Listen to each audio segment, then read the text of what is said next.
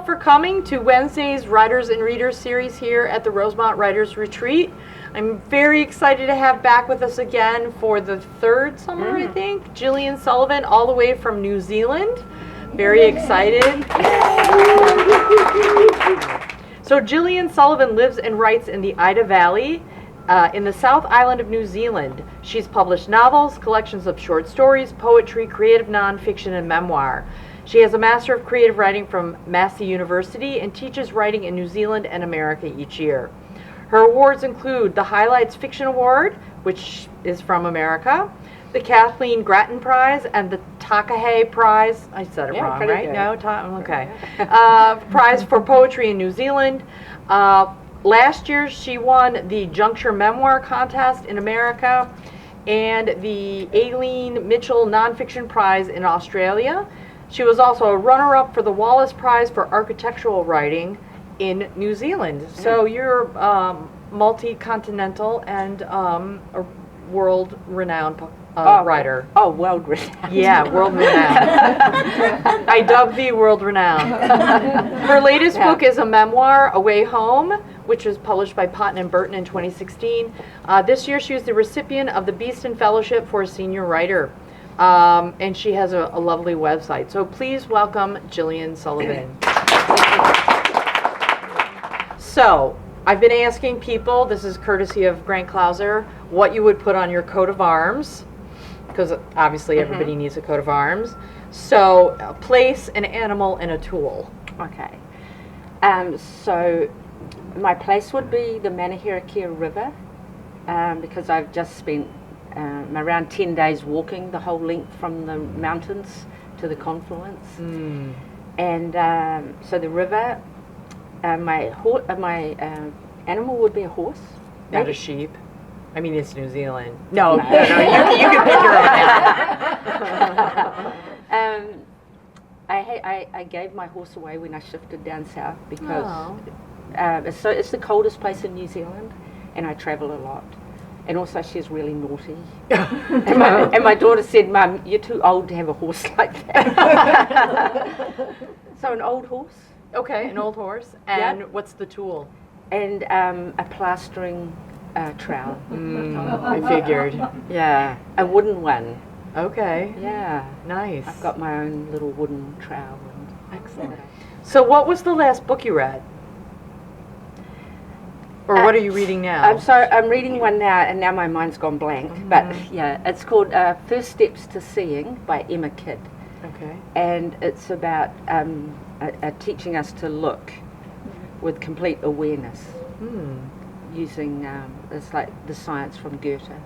Oh wow. Yeah, okay. Goethean science. So, and that's what I've been teaching my students. Oh great. Yeah, awesome. I made them look at a plant for about an hour and a half.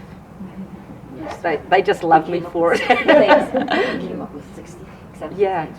Yeah. But it makes you walk outside like you're on drugs. And yeah, I remembered those sense walks with you. They weren't quite that intense, but they were intense. Yes, I remember those. Yeah. They were good for me because I'm like always like, which I know is hard to imagine. I know I seem like I'm really relaxed all the time, but yeah, it was really good. It's not just the sights.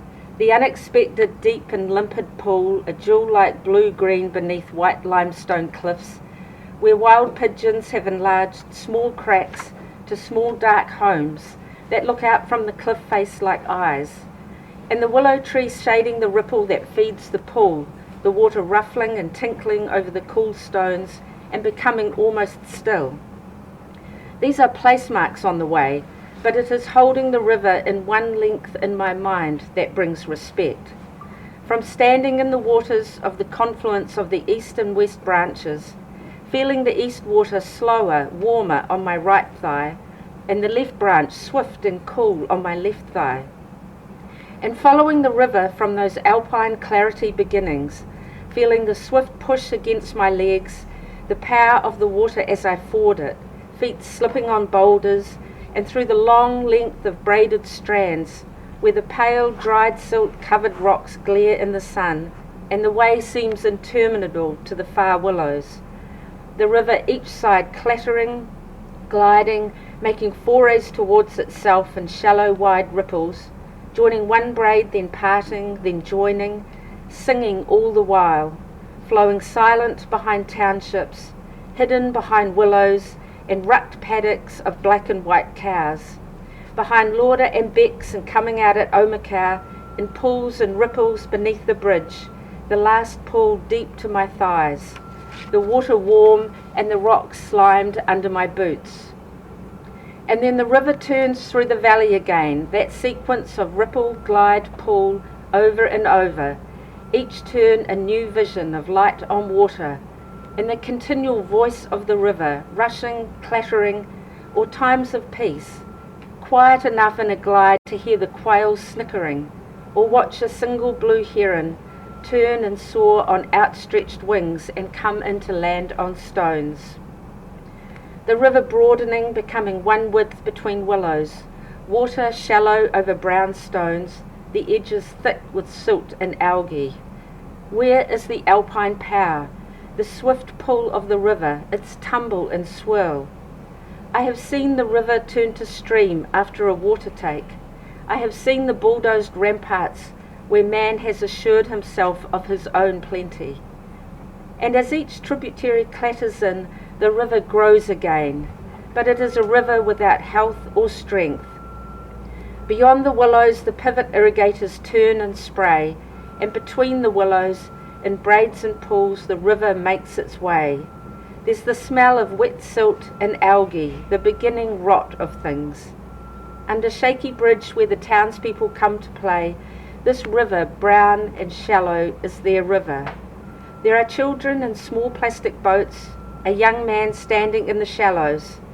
Another man on a motorbike rides up the middle of the powerless river, past the bathers and toddlers, the wheels churning the stones, and disappears around the corner, the throb of motor fading. I have seen the river at its beginnings, at the tributaries falling silver from the mountains, the Ida Burn, Rocks Creek, the Dunstan. I have seen the wild shags on rock cliffs, the dart and joy of young fish in clear pools over clean stones, and felt the surge and thrust of the stream through stretches of tussock and rock, over boulders that glisten golden or white pierced through with green. In the wide expanse of tussock lands and through rocky valleys, the streams come to the river. I hold in my mind the whole length of the Manahirakia. To know the river like this, each step of it, to be beside it, to merge with the water, to be in its ripple and sing hour after hour after hour, is to know one thing, and that is this: the river is its own being, and as such has the inherent right to thrive. Usually Friday night was the end of our working week. Up until the 2 weeks before bail raising day, we'd pack up at 5 p.m, then Sam would head home to his family, and I'd drive 130 kilometres to my weekend job. I'd catch sight of the Hawkden Mountains turning pink in the sunset in my rear vision mirror and feel a pang of separation. On Black's Hill near Ophir, I'd stop if I had time and look across the Ida Valley and its boundary of blue-ridged mountains. In a few days I'd be back again, but for 6 months each weekend in Arrowtown, I helped look after a gracious 87-year-old man named Jim. "I'm going to dance at your wedding," Jim had said to me the last time I'd seen him. I'd reached across and put my hand on his. "Thank you, Jim, I would love that." We were sat on a stone wall looking across a pond. I was pressed close to him so he would stay upright. There wasn't a wedding in sight for me, and Jim wouldn't be dancing. But I think if there was a wedding and he could dance, of course he would be there. "Let's go home now, Jim." I helped him up. It was Saturday morning and I'd been caring for him since 7 the night before. We turned and looked back the way we'd come, along the pond, past the lupins in flower and the neighbour's vegetable garden planted in brassicas. "That's not my house," Jim said when I pointed out the cottage. "It's this way." He looked up towards a pine tree lined road. I knew he wouldn't make it walking that far, the long way home. And every house we passed wouldn't be his house, whether he thought it was or not. What shape is the home he believes is his? What home does he live in his heart? Maybe it's his last home, from which he walked to work each day, returned home for lunch, and still returns to now in his mind. I ignored the cottage beyond the pond, its veranda with clematis and new bulbs, and pointed out a duck to Jim. He leant against his cane, and we watched the small brown mallard fluff her wings and settle on the water near the reeds. Do you think there are ducklings, Jim? They might be this way. We did see 2 half-grown ducks in the sun between lupin plants. After that there was a flowering cherry tree for us to examine, and in this way we made it back to his veranda. This looks a nice place, he said. Should we knock? The door was already open. No, let's go inside, I said. It's your home, Jim. This is where you live. I wonder sometimes, when our bodies move from one home to another, if our souls want to keep believing there is just one home. They take some convincing to shift. Not long after my husband and I had broken up, broken being an appropriate word for this situation, I came down with the flu. I lay on my bed in a rented house, and it struck my fevered mind that I should just get up, walk out the door, and go home to my real home and my life where we were all together. That home was gone, sold. My gum trees and my vegetable garden someone else's. But you can still go back, my mind told me. You can just walk in. I thought after that breakup that when I died I would go back to my gum tree farm and look at every plant I'd planted and lean my forehead against the wooden planked side of the house one last time. There've been 4 houses since then, including the hut in the mountains. I'd have a bit of travelling and saying goodbye to do, every home imbued with some of my life. I think of how buildings shelter us and comfort us, and gardens, especially those sprung from gifted cuttings and seeds and seedling trees. Yet I cannot imagine a life that didn't have this home in it. So why do I write? I suddenly asked him. He took my hand and held it between his. A warmth went up my hand and wrist and arm to my neck and then all through me. Writing is like flying a kite, he said. You don't know what is up there, what invisible currents or energies are there, or how the air works. You launch the kite up, you hold the string in your hand and you feel the energy hum through it. You look up at your kite duck and leap and soar, and you have wonder. You know you hold the string, yet you are not making the kite fly. Maybe you love kite flying, he said. I do. So that's Godfrey. Summer with a ladder for Sam. I learned to climb the ladder hands-free, up with the drill, the hammer, the skill saw, sun like lava on my thighs and knees. I am enamored with hammering. It beats thinking, what if? Better to drive a nail straight. That takes care of almost everything. I do whatever it takes each day to get up. Blackstone Hill, early morning gold, the radio on, the rungs under my feet. I don't presume height blocks sorrow or is safe, yet we are always all right, walking those beams like there's no tomorrow. In all that golden plain, the golden hills and the rosehip scarlet on thorn, a blue river. Nothing we have made or earned or paid for or desired or dreamt or believed we had a right to equals this.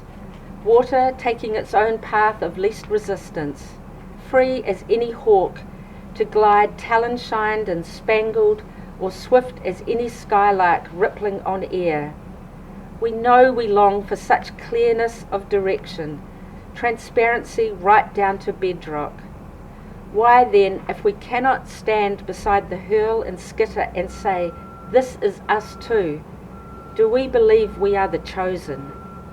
The river is our hidden, forgotten barometer, pulsing behind the town whose back is turned against it. Do you hear that call? It is a bird falling on light. Not even the mare listens. Yeah, that damn mare. Sometimes when I milk the goat, early morning, her freckled, sagging udder familiar in my fingers, clean milk foaming in the bowl, I do not know how long I can keep believing in the sanctity of marriage. I carry milk to the daunted kitchen with the cupboards nailed shut against the rats, where honeysuckle seeps through wallboards and in winter the sun doesn't shine. Sometimes I sneak to the edge of a ruined life and at how far I will fall until the children cry for their breakfast, warm milk on warm oats. If there was someone else, but there is only an idea of someone else, who takes a turn at the plashing bowl on the rickety milk stand, or bends beside me in the rows of silver beet, sharing the sun and the spade. And in the evening when he comes home, his arms tell me I belong here, and how sweet the goat's breath when she turns her whiskered face to my own face, laid on her warm white flank. She gives up her milk for us as I could give up everything for the small ones who didn't ask to be here. If there was a stream, I would take the path beside it. I would listen for that moment when the water falls from the rock, that hallowed space before everything is over.